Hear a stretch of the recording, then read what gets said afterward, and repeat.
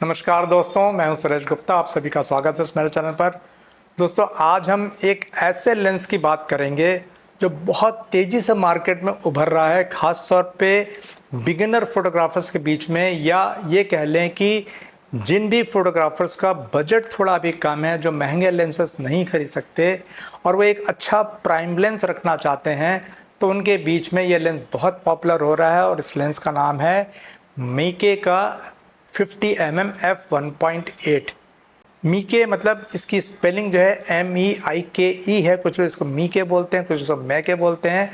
आप जो भी प्रोनाउंस कर लें, लेकिन ये वाला लेंस जो एक ऐसा लेंस है जो कि आज की तारीख में नए फोटोग्राफर्स हैं या जो बिगनर फोटोग्राफर्स हैं जिनके पास अभी फंड की कमी है, उनके लिए ऐसा लग रहा है एक वरदान सा बन के मार्केट में आया है। क्योंकि मैंने इस लेंस को अच्छे से एनालाइज किया है, इसकी परफॉर्मेंस चेक की है। इसकी परफॉर्मेंस किसी मामले में किसी दूसरे ब्रांडेड लेंस से कम नहीं है।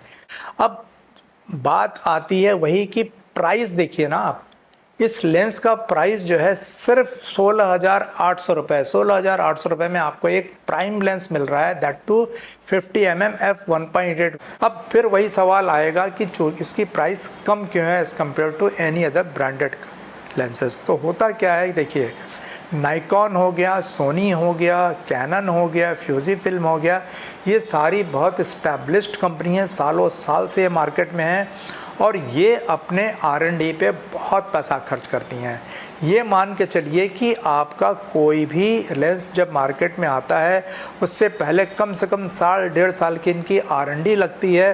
सारी तरह से जब ये रिसर्च कर लेते हैं और जब पूरी तरह से आश्वस्त हो जाते हैं, उसके बाद ही ये मार्केट में अपना लेंस इक्विपमेंट लॉन्च करते हैं। तो इनकी परफॉर्मेंस बिल्कुल फ्लॉलेस रहती है। वहीं पे चाइनीज़ कंपनी का मेन उद्देश्य क्या रहता है, वो बहुत जल्दी मार्केट की इस्टेब्लिश्ड डिज़ाइन की कॉपी करते हैं। तो इन्होंने जितने भी मार्केट के इस्टेब्लिश लेंस इतने दिनों से चल रहे थे उसकी बहुत अच्छे से कॉपी की है। और कॉपी करने के बाद ये लोग मास प्रोडक्शन में विश्वास रखते हैं। तो ये हज़ारों की तादाद में बना के मार्केट में अपने इक्विपमेंट्स को फ्लड कर देते हैं। तो मास प्रोडक्शन की वजह से इनकी जो मैन्युफैक्चरिंग कॉस्ट है इतनी कम हो जाती है कि उसके बराबर में दूसरे लोग उसको मीट नहीं कर पाते। यही रीज़न है कि चाइनीज़ प्रोडक्ट की कॉस्ट बहुत कम होती है। लेकिन इसका मतलब ये नहीं चाइनीज़ प्रोडक्ट ख़राब होते हैं। हाँ, ये ज़रूर देखिए, चाइनीज़ प्रोडक्ट का रिलायबिलिटी एज़ कम्पेयर टू दूसरे लेंसेज या दूसरे इक्विपमेंट से थोड़ी कम होती है, लेकिन फिर भी इसकी परफॉर्मेंस बहुत अच्छी है। और सबसे बड़ी बात यह भी है कि आपको ये जितनी भी कंपनीज़ हैं वो वारंटी देती हैं। वारंटी में आपको रिप्लेसमेंट की बात करती हैं। तो रिप्लेसमेंट में क्या होता है, मान लीजिए उन्होंने 10,000 लेंस बनाए, उसमें से अगर मान लो 50 लेंस ख़राब भी हो, अगर उसके बदले में अगर उन्होंने फ्री में उसको बदल के नया लेंस दे दिया तो भी कंपनी को फ़ायदा ही है। क्योंकि उनका दुनिया भर का जो R&D का खर्चा है वो बच गया, दुनिया भर की जो टेस्टिंग का खर्चा है वो बच गया। तो इस वजह से इनके लेंसेज जो है as compare to other branded lens जो है सस्ते होते हैं। बाकी इनके परफॉर्मेंस में आपको किसी तरह की कोई कमी नहीं मिलेगी। तो आइए अब इसकी टेक्निकल डिज़ाइन और ऑप्टिकल डिज़ाइन के बारे में बात कर लेते हैं। तो इस लेंस में आपको 11 एलिमेंट्स जो हैं जो 7 ग्रुप्स में मिलेंगे, जिसमें से आपको एक ED यानी कि एक्स्ट्रा लो डिस्पर्शन एलिमेंट मिलेगा और 2 आपको इसमें एस्फेरिकल एलिमेंट्स मिलेंगे। साथ ही साथ आपको इसमें मल्टी लेयर की नैनो कोटिंग मिलेगी जो फ्लेयर और घोस्टिंग को कम करने में बहुत ज़्यादा मदद करती है। साथ ही साथ इसमें मिलेगा आपको 9 ब्लेड्स का अपर्चर रिंग जो आपके क्रीमी बुके बनाने में बहुत ज़्यादा काम आता है। तो जितना ज़्यादा सर्कुलर ब्लेड्स रहेंगे आपके, उतना ज़्यादा अच्छा आपका क्रीमी बुके आता है। तो अब हम बात करते हैं इस लेंस की परफॉर्मेंस के बारे में। इस लेंस की जो शार्पनेस है वो सेंटर में तो बहुत अच्छी मिलती ही मिलती है, लेकिन साथ साथ में आपको एजेस पे भी शार्पनेस अच्छी मिलेगी। हो सकता है कुछ केसेस में आपको ओरिजिनल ब्रांडेड जो लेंसेज हैं जैसे कि नाइकॉन है या सोनी है या कैनन है, उनके लेंसेज जो है आपके एजेस पे भी उतने ही शार्प होते हैं जितने कि सेंटर में भी शार्प होते हैं। हो सकता है कुछ केसेस में आपको एजेस के ऊपर उतनी शार्पनेस नहीं मिले, लेकिन अगर आपका पर्पस मान लीजिए पोर्ट्रेट लेना है तो पोर्ट्रेट में तो आपका सेंटर जो ऑब्जेक्ट होता है आपके, जैसे कि ब्राइड की आंखें हैं, ब्राइड के लिप्स हैं, ब्राइड का फेस है, वो सब कुछ बहुत शार्प दिखना चाहिए। उसने जो ऑर्नामेंट्स पहने हैं वो बिल्कुल शार्प दिखना चाहिए। बाई चांस अगर एजेस पे थोड़ी सी सॉफ्टनेस आ भी गई तो वो आसानी से पता नहीं चलती है। उसके बाद अगर आप देखेंगे तो इस लेंस का जो ऑटो फोकस है वो आपके किसी भी ब्रांडेड ऑटो फोकस से कम नहीं है। इसका भी फोकस, ऑटो फोकस उतना ही अच्छा मिलता है। अगर बिल्कुल बारीकी से कंपेयर करेंगे तो हो सकता है कि इनका ऑटो फोकस उतना फास्ट न हो जितना कि नाइकॉन और सोनी या कैनन का होता है, लेकिन जब आप प्रोफेशनल फ़ोटोग्राफी करते हैं, वेडिंग फ़ोटोग्राफी करते हैं, इवेंट फ़ोटोग्राफी करते हैं, तो इतनी ज़्यादा फास्ट ऑटो फोकस की आपको ज़रूरत भी नहीं होती है। आपको ज़्यादा फास्ट ऑटो फोकस की तब ज़रूरत पड़ती है जब आप किसी बर्डिंग या कोई वाइल्ड लाइफ या स्पोर्ट्स की फ़ोटोग्राफी कर रहे हो। जब आप किसी स्टैटिक चीज़ की फ़ोटो खींच रहे होते हैं तो उसमें आपको बहुत ज़्यादा फास्ट ऑटो फोकस की ज़रूरत नहीं पड़ती है। तो वहाँ भी आपको इस कैमरे से, इस लेंस से आपको कभी भी किसी तरह की निराशा नहीं होगी। उसके बाद बात करते हैं दोस्तों इसकी डिज़ाइन और इसकी परफॉर्मेंस की। तो इसका जो लेंस है इसके अंदर STM मोटर लगी रहती है। STM मोटर मतलब इसमें ये रहता है बिल्कुल नॉइसलेस रहती है।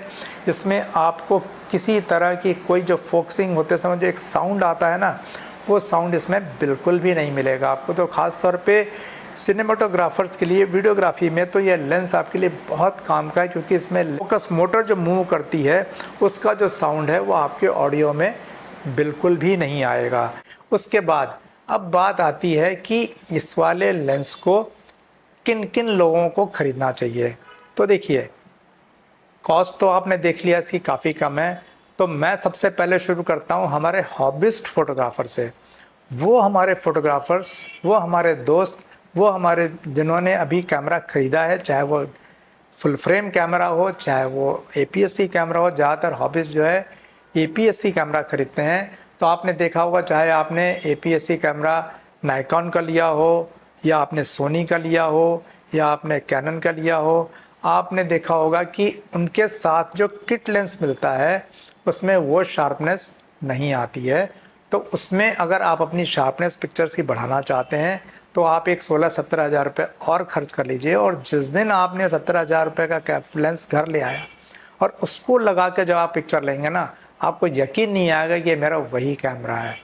तो मेरे सारे हॉबिस्ट लोगों को मैं रिकमेंड करूंगा कि जहां आपने 70, 80, 90 हज़ार रुपये खर्च किए अपने APS-C कैमरे को ख़रीदने के लिए, वहां एक 17, 18 हज़ार रुपये और खर्च करके ये लेंस आप अपने किट में और ऐड कर लीजिए।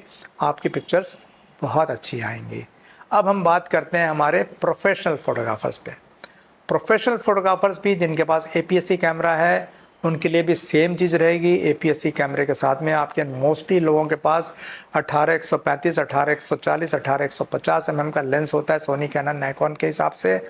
उसके अलावा अगर आप ये 16-17 हज़ार का एक लेंस और ले लेंगे अपने किट में तो आपकी पिक्चर जो है मार्केट के जितने भी आपके राइवल्स हैं, जितने भी आपके कॉम्पिटिटर्स हैं, उनके बराबर आने लगेगी। भले ही उनके पास दुनिया का कोई भी अच्छा से अच्छा ब्रांडेड लेंस और ब्रांडेड कैमरा हो, आप कोई सा भी कैमरा बॉडी के साथ में एक प्राइम लेंस लगा लीजिए और फिर देखिए आपकी परफॉर्मेंस में क्या चमत्कार होता है। अब उसके बाद हम बात करते हैं उन फोटोग्राफर्स की जो अभी फ़ोटोग्राफ़ी की दुनिया में नया कदम रखना चाह रहे हैं। तो इसके पहले वाले वीडियो में भी मैंने बताया था कि अगर आपने मन बना लिया है कि मुझे प्रोफेशनल फ़ोटोग्राफ़ी करनी है तो आप कहीं से भी अपनी सारी रिसोर्सेस लगा के एक फुल फ्रेम कैमरा जरूर खरीद लीजिए। क्योंकि देखिए आज की तारीख में क्रॉप सेंसर कैमरे में और फुल फ्रेम कैमरे की कॉस्ट में बहुत ज़्यादा डिफरेंस नहीं रह गया। पुरानी बात थी जब ये फुल फ्रेम कैमरा 2-2.5 लाख के आते थे, आजकल फुल फ्रेम कैमरा आपका 1 लाख से शुरू हो जाता है। और अगर आप क्रॉप सेंसर कैमरा भी लेने जाएंगे तो 70-80 हज़ार तो लगते ही लगते हैं। तो वो 70-80 हज़ार खर्च न करके मैं चाहता हूँ कि आप कहीं से भी पूरी ताकत लगा के एक फुल फ्रेम कैमरे की बॉडी ले लीजिए। और लोग हमसे ये भी बोलते साहब फुल फ्रेम कैमरा तो ख़रीद लेंगे लेकिन उसके लेंसेज भी तो महंगे आते हैं। बात बिल्कुल सही है, फुल फ्रेम कैमरे के लेंसेज जो है as compare to crop sensor बहुत महंगे होते हैं। जितने का कैमरा होता है उससे ज़्यादा के तो लेंस आते हैं। तो लेकिन शुरुआती दौर में अगर आपके पास पैसे की कमी है तो आप लेंस की चिंता मत करिए, आप सिर्फ एक फुल फ्रेम की बॉडी ले लीजिए और आप एक इसी तरह का एक लेंस ले लीजिए। तो उस तरह के सस्ते लेंसेस हैं मैके, जो मैंने बताया आपको, मैके एक बहुत अच्छा लेंस है किसी भी तरह की प्रोफेशनल फोटोग्राफी करने के लिए। तो सबसे पहले तो आप एक कैमरा बॉडी बहुत अच्छी सी ले लीजिए और उसके बाद ये मैके का 50 आप लेंस ले लीजिए और अपनी फोटोग्राफी शुरू कर दीजिए। आप पाएंगे कि 50 से आप सिर्फ मतलब जितने भी इवेंट्स होते हैं किसी भी फंक्शन के, वो आप सब कवर कर सकते हैं, सारे रिचुअल्स कवर कर सकते हैं। आप पोर्ट्रेट ले सकते हैं, ग्रुप शॉट ले सकते हैं, रिचुअल्स ले सकते हैं, कपल शॉट ले सकते हैं, और पूरी शार्पनेस के साथ में, और जहाँ जहाँ ज़रूरत होगी पूरी डेप्थ के साथ में। अगर आपको मान लीजिए पोर्ट्रेट लेना है तो f2.8 पे लीजिए, f2 पे लीजिए, f1.8 पे लीजिए, आपको बहुत सुंदर क्रीमी बुके के साथ में बहुत सुंदर पोर्ट्रेट मिलेगा। वहीं अगर आपको शार्पनेस चाहिए तो आप f4 या f5.6 पे अपना लेंस लगा दीजिए और ट्राईपॉड पे लगा के आप अपना ग्रुप फोटोज़ लीजिए, आपके बहुत शार्प ग्रुप फोटोज़ आते रहेंगे। फ़र्क सिर्फ इतना पड़ेगा कि आपको अपने आप को आगे पीछे करके कंपोज करना पड़ेगा। तो दोस्तों आपको एक चीज़ बता दूं कि जब से DSLR मार्केट में आए, मतलब समझ लीजिए कि 2000 से पहले 90s तक मार्केट में सिर्फ और सिर्फ फिल्म कैमरे चलते थे। और फिल्म कैमरे जब भी थे तो वहाँ पे उस समय ये ऑटो फोकस और ये बड़े बड़े जूम लेंस वगैरह कुछ नहीं होते थे। उस टाइम में अगर आपने देखा होगा तो असाई पेंटेक्स के 1000, असाई पेंटेक्स या दूसरे मिनोल्टा या कैनन के E1, इस तरह के कैमरे हुआ करते थे जिसमें आपका एक 50 का लेंस जो है प्राइम लेंस माना जाता था। और जूम का तो उस समय कल्चर था ही नहीं, और मैनुअल फोकस थे, ऑटो फोकस भी नहीं था।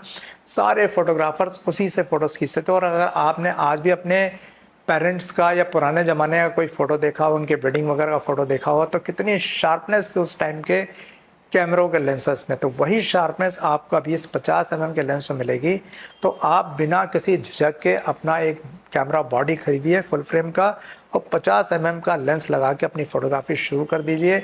उसके बाद आप पाएंगे कि आपका जो परफॉर्मेंस है, हो सकता है आपके दूसरे जो कॉम्पिटिटर्स हों, जो बड़े बड़े महंगे महंगे जूम लेंस से घूमते हैं, लेके घूमते हैं, हो सकता है उनसे ज़्यादा अच्छी परफॉर्मेंस आपकी इस कैमरे और इस लेंस से आ जाएगी। और एक बात मैं आपको और बता दूं, कभी भी दिल में ये ख्याल मत लाइएगा कि मेरे पास सस्ता लेंस है तो मेरी परफॉर्मेंस अच्छी नहीं आएगी। ऐसा कुछ नहीं है। लेंस और कैमरे से कुछ नहीं होता, होता है तो सिर्फ आपकी एबिलिटी से होता है, आपकी स्किल से होता है, आपकी नॉलेज से होता है कि आपको लाइट की और सेटिंग की कितनी नॉलेज है। तो किस लाइट के हिसाब से मुझे क्या कैमरा सेटिंग लगानी है, किस ओकेजन में मुझे क्या अपर्चर देना है, क्या ISO लगाना है, वो जिस दिन आपने सीख लिया, आपके हाथ में दुनिया का कोई भी कैमरा, कोई भी लेंस होगा, कोई फ़र्क नहीं पड़ेगा। यहाँ एक बात मैं और बताना चाहूँगा आपको कि पहली बात तो मैं सारे उन लोगों से बोलता हूँ, बच्चों से जिन्होंने अभी फ़ोटोग्राफी शुरू की है, तो शुरुआत में आप महंगे कैमरे और महंगे लेंस खरीदते ही क्यों? जब आपको मार्केट उतना रिटर्न नहीं दे रहा है तो आपको मिल रहे हैं 60-70 हज़ार रुपये एक शादी के, 1 लाख रुपए मिल रहे हैं एक शादी के, और आपने अपना इक्विपमेंट इतने पैसे खर्च कर दिए जो कि एक 5 लाख रुपए लेने वाला भी वही खर्च कर रहा है। ऐसा क्यों?